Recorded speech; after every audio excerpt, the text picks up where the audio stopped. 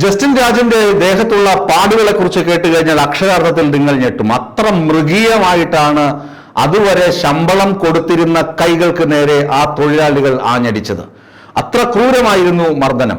എന്തായിരുന്നു സംഭവം? അത് നിങ്ങൾക്ക് ഒരിക്കൽ കൂടി ഞാൻ പറഞ്ഞു തരാം. ഒരുപക്ഷെങ്കിൽ നിങ്ങൾ ഇതൊക്കെ കാണാതെ പഠിച്ചു കാണും, അറിഞ്ഞിരിക്കും. അത്ര മൃഗീയമായിരുന്നു ജസ്റ്റിൻ രാജിന്റെ കൊലപാതകം. ജസ്റ്റിൻ രാജ് എം സത്യനേശൻ എന്ന തിരുവനന്തപുരത്തെ മുതിർന്ന CPM നേതാവിന്റെ മരുമകനാണ്.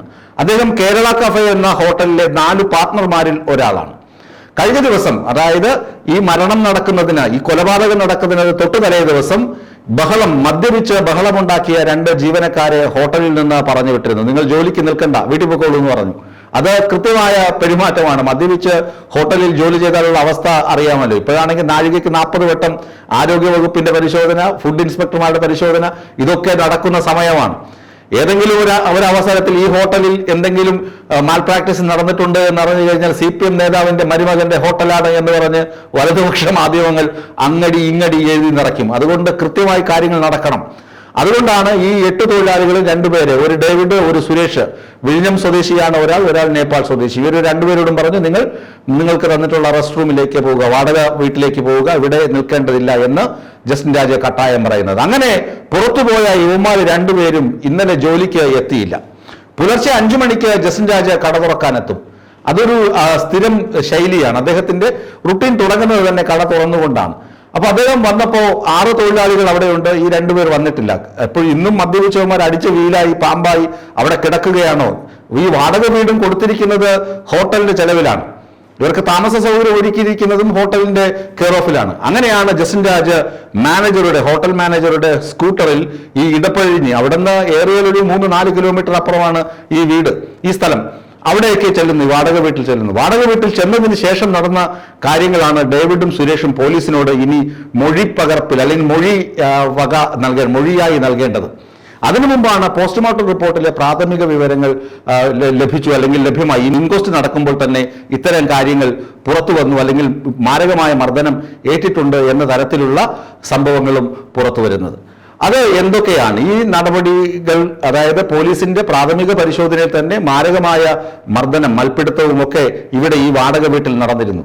രാവിലെ 7-7:30 ഈ വീട്ടിലെത്തുന്ന ഈ ജസ്റ്റിൻ രാജ് ഈ തൊഴിലാളികളെ കാണുന്നു, തൊഴിലാളികളോട് സംസാരിക്കുന്നു. ദേഷ്യത്തിലായിരുന്ന തൊഴിലാളികൾ ഈ ജസ്റ്റിൻ രാജിനെ മർദ്ദിക്കുന്നു. ആ വാക്കേറ്റം, അതായത് കാര്യങ്ങൾ സംസാരിച്ചു കൊണ്ടിരിക്കുന്നതിനിടയിൽ തന്നെ വാക്കേറ്റം ഉണ്ടാകുന്നു, പിന്നെ കയ്യാങ്കളിയാകുന്നു, മർദ്ദനമാകുന്നു, നിലത്തിട്ട് ചവിട്ടുന്നു, പിന്നെ ശ്വാസം മുട്ടിച്ച് കൊലപ്പെടുത്തുന്നു. പ്രാഥമിക പരിശോധനയിൽ തന്നെ പോലീസിന് കാര്യം മനസ്സിലായി, ഇത് ബ്രൂട്ടൽ മർഡറാണ്. എന്നിട്ട് ആരെയാണ് മിസ്സിംഗ്, ആരെയൊക്കെയാണ് കാണാതെ പോയതെന്ന് തൊഴിലാളികളോട് തിരക്കി. 6 പേര് ആദ്യമേ തന്നെ കസ്റ്റഡിയിലാക്കി, ബന്ധവസിലെടുത്തു. എന്നിട്ട് ഈ തൊഴിലാളികളുടെ ഡീറ്റെയിൽസ്, എവിടെയാണ് താമസിക്കുന്നത്, എവിടുത്തെ സ്വദേശം എന്നൊക്കെ അന്വേഷിച്ച് കണ്ടെത്തി നേരെ വിഴിഞ്ഞത്തേക്ക് വണ്ടി വിട്ടു. അടിമലത്തുറയിൽ വച്ച് പ്രതികളെ കാണുമ്പോൾ ഒരു ഏറ്റുമുട്ടൽ പോലീസ് പ്രതീക്ഷിച്ചിരുന്നു. ആദ്യമേ തന്നെ പോലീസിന് നേരെ കയ്യോങ്ങുകയും പോലീസിന്റെ കൃത്യനിർവഹണത്തെ തടസ്സപ്പെടുത്താൻ ശ്രമിക്കുകയും ചെയ്ത പ്രതികളെ ഒരല്പം ബലം പ്രയോഗിച്ച് മ്യൂസിയം പോലീസ് കീഴടക്കി സ്റ്റേഷനിൽ എത്തിച്ചിട്ടുണ്ട്. തുടർന്നാണ് ചോദിച്ചത് എന്താണ് കാരണം. അപ്പോഴാണ് പറഞ്ഞത്, ഞങ്ങളെ ഇന്നലെ ജോലിയിൽ നിന്ന് പറഞ്ഞു വിട്ടു, അത് ഞങ്ങൾക്ക് അതിയായ പകയുണ്ടായിരുന്നു. അങ്ങനെ ഞങ്ങളെ തിരക്കി വന്ന ജസ്റ്റിൻ രാജിനെ ഞങ്ങൾ വകവരുത്തി അവിടെ മൂടിയിട്ടു, അതാണ് സംഭവിച്ചത്.